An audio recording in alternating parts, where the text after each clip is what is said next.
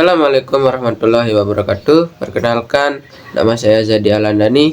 Saya dari jurusan PKP 2 LPKN Training Center Mataram. Nah, di video saya kali ini saya akan menjelaskan apa tugas utama seorang kasir di restoran, dan yang kedua adalah mengapa peran kasir sangat penting dalam operasional restoran, dan yang ketiga adalah bagaimana cara menangani pelanggan yang membayar dengan uang palsu, dan yang keempat adalah jika ada selisih uang di akhir shift, apa langkah yang akan kita ambil. Materi yang pertama adalah apa tugas utama seorang kasir di restoran.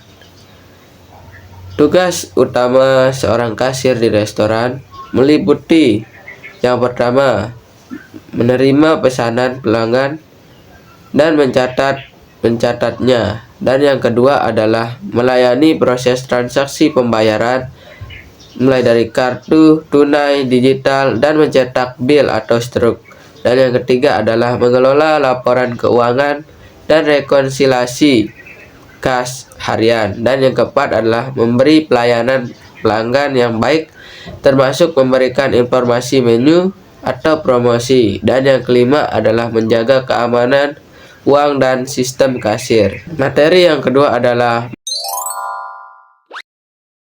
mengapa peran kasir sangat penting dalam operasional restoran. Peran kasir sangatlah penting karena yang pertama, untuk memastikan kelancaran proses transaksi pembayaran yang merupakan inti dari proses penjualan. Yang kedua adalah peran dalam menjaga keamanan keuangan restoran dan mencegah penipuan atau kesalahan. Dan yang ketiga adalah membantu dalam mengelola inventaris atau laporan penjualan harian. Dan materi yang ketiga adalah bagaimana cara menangani pelanggan yang membayar dengan uang palsu.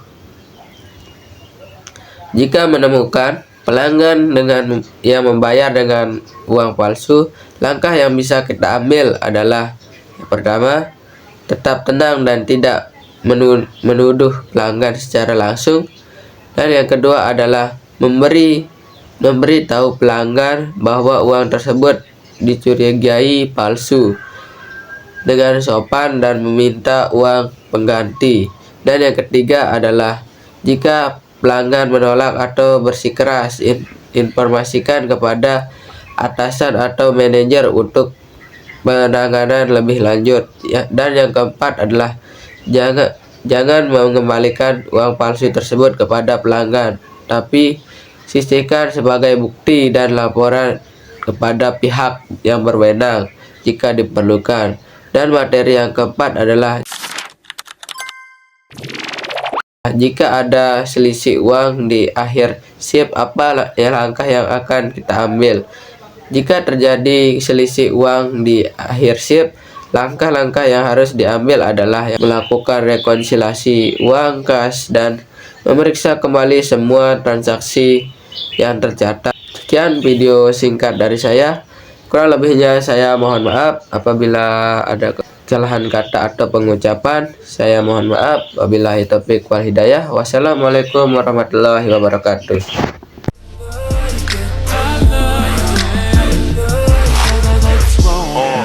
Pull your panties down from under you.